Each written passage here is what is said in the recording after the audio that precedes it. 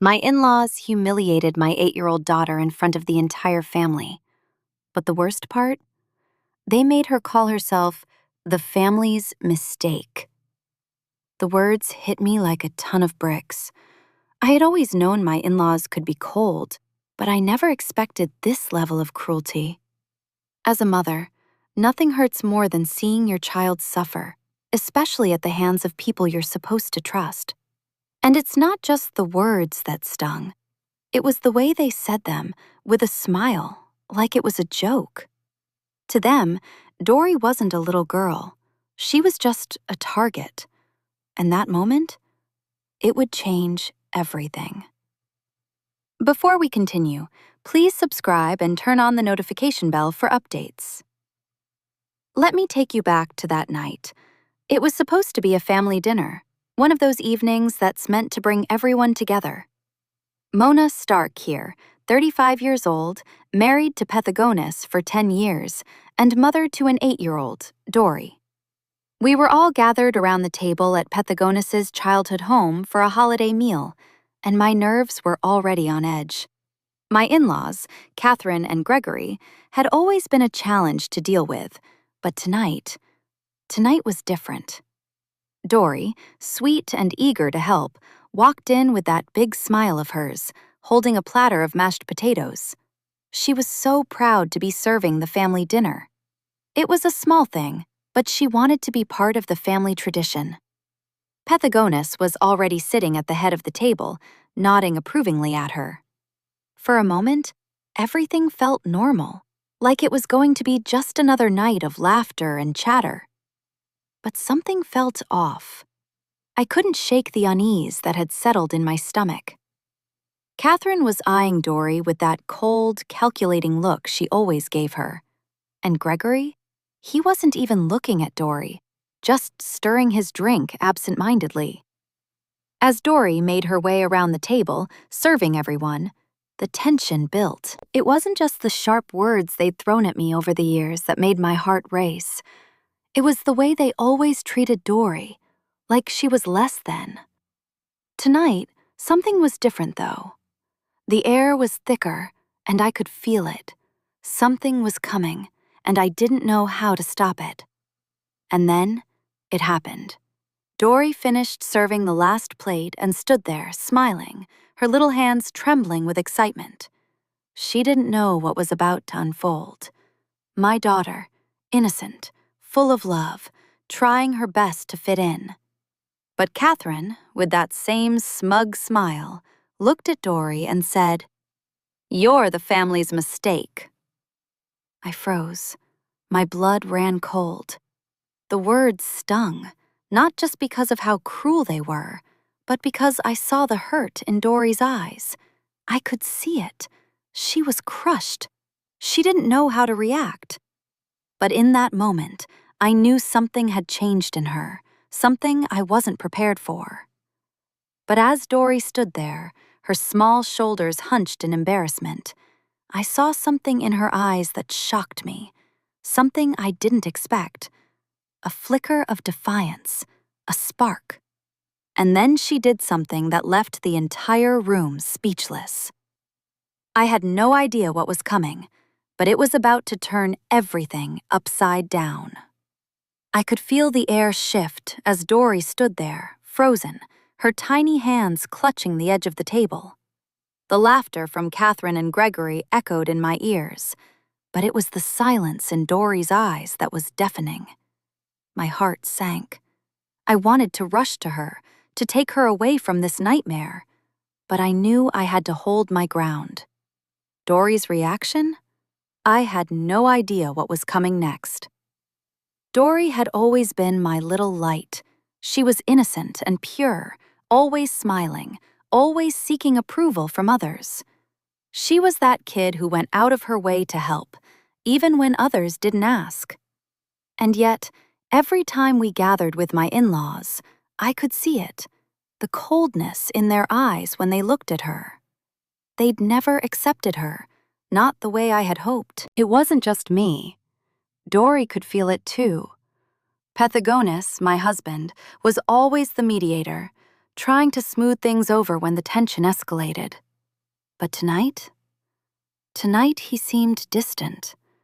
I could tell he didn't want to deal with his parents either, but he didn't say a word. He just sat there, absent, as if it wasn't his daughter they were making fun of. The thought made my blood boil, but I kept my composure.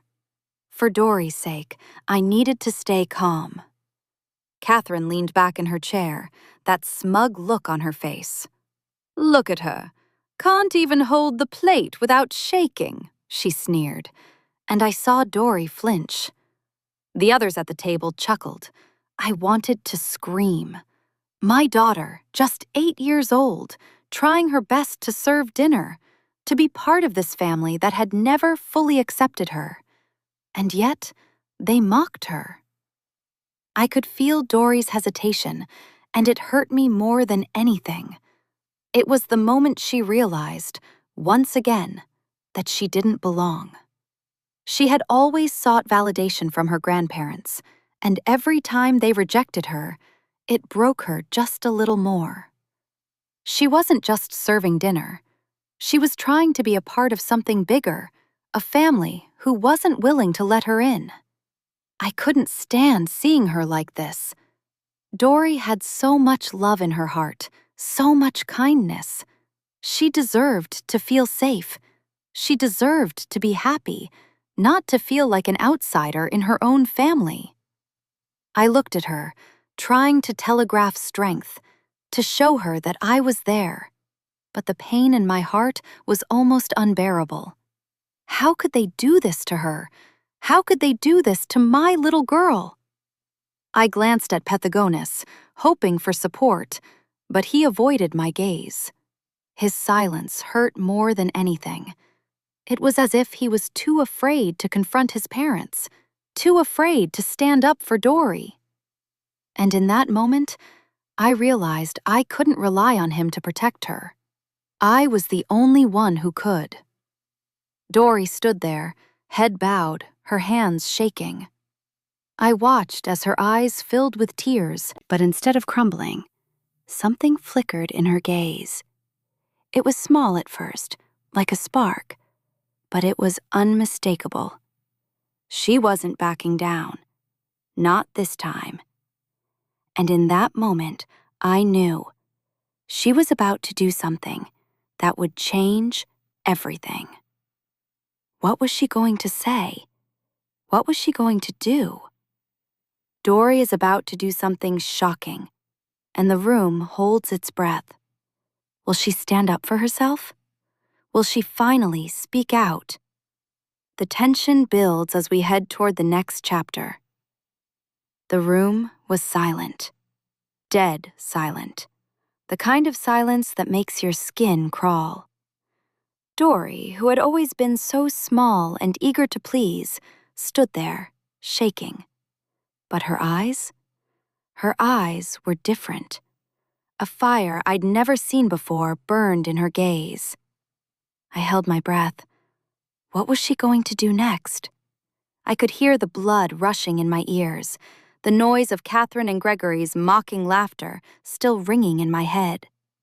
The weight of their cruel words pressed on me. But Dory was no longer the scared little girl she used to be. She looked up at them, her tiny body trembling. But this time, she wasn't afraid. She wasn't apologizing. She wasn't shrinking. And then, she spoke. Her voice was quiet at first, barely above a whisper. "You're right. I am the family's mistake." I froze.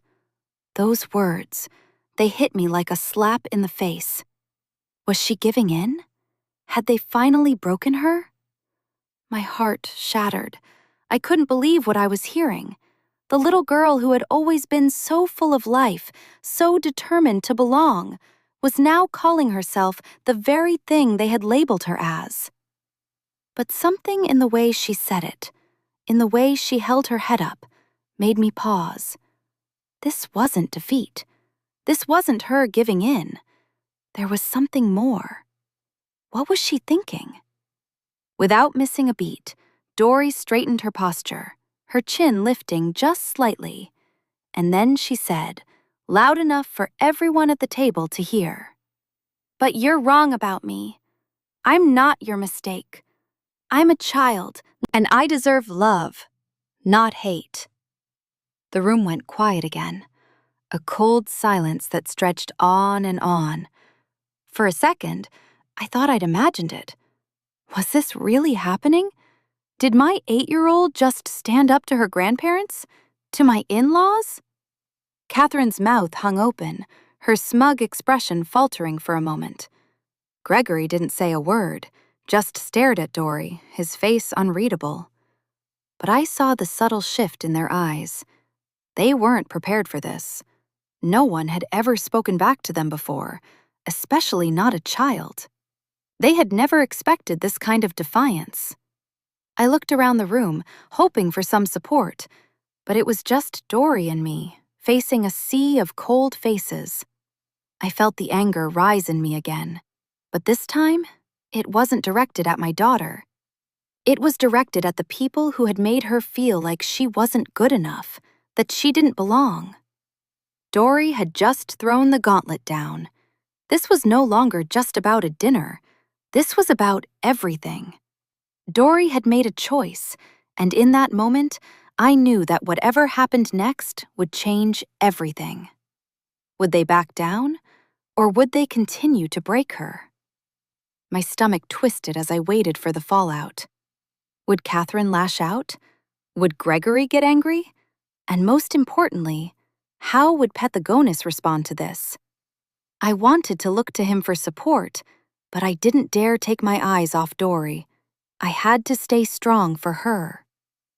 And then, just as I thought the tension might break, Gregory slowly stood up. His expression was unreadable, but there was something in his gaze that made my heart race. Was he about to yell? Was he going to punish her? He took a slow step toward Dory, and for a moment, I thought he was going to snap. But then, he stopped. He paused, and it seemed like time itself had frozen in the room. What was he going to do next? Was this the moment everything changed? I couldn't breathe. I could see Gregory standing in front of Dory, his towering figure casting a shadow over her small frame. The entire room was on edge, waiting for something to break. Was he going to shout? Was he going to call her names again? I had no idea what to expect. All I could do was watch, my heart pounding in my chest, hoping that Dory's bravery hadn't led her into a trap. Gregory stood motionless for what felt like an eternity. I could hear his breathing, slow and steady, but his eyes were different now. They weren't filled with anger or disdain like they usually were. Instead, they were conflicted. I couldn't believe it. Was Gregory, my father-in-law, actually reconsidering his approach? It felt impossible. Dory, still standing tall, didn't back down. Her little chest was puffed out with the confidence of someone much older, and her gaze never wavered. I could see the tears pooling in her eyes, but they weren't tears of fear. They were tears of strength, of defiance, of standing up for herself when no one else would. And then, Gregory did something I never thought I would see. He sighed deeply and took a step back. His shoulders slumped slightly, and for the first time, there was a softness in his expression, something that resembled regret. He opened his mouth to speak, and I could hardly believe the words that came next. I'm sorry, Dory." The words felt foreign coming from him, but they were there. My in-laws, who had treated my daughter like an outsider for years, had just apologized to her. The room stood frozen. Catherine blinked several times, unsure of how to process what was happening. But for once, she remained silent.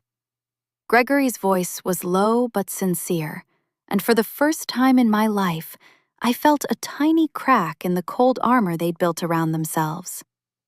Dory stared at him, still processing what he had just said.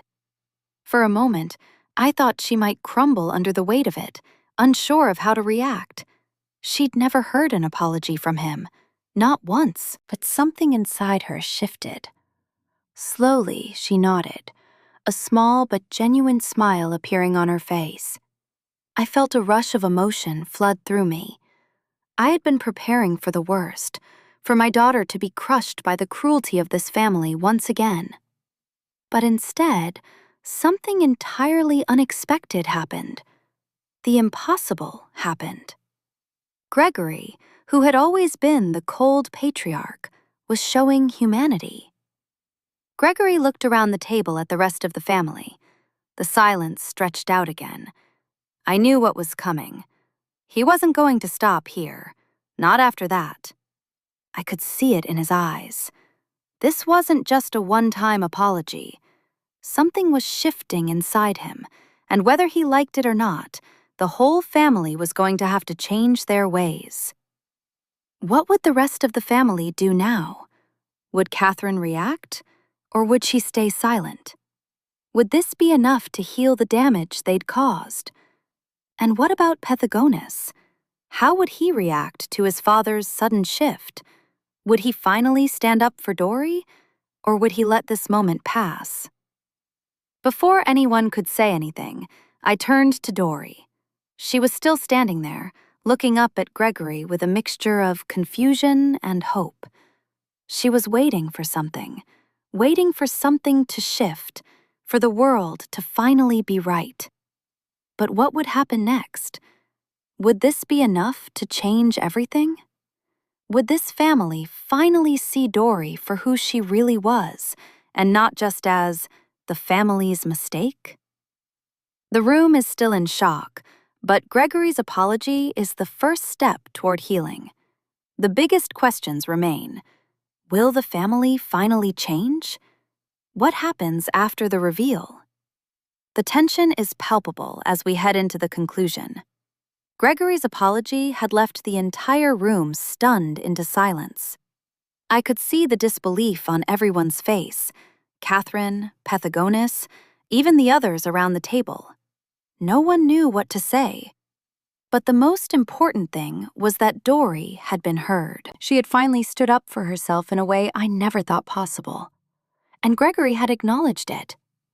In that moment, everything shifted. Gregory, though a man of few words, finally broke the silence.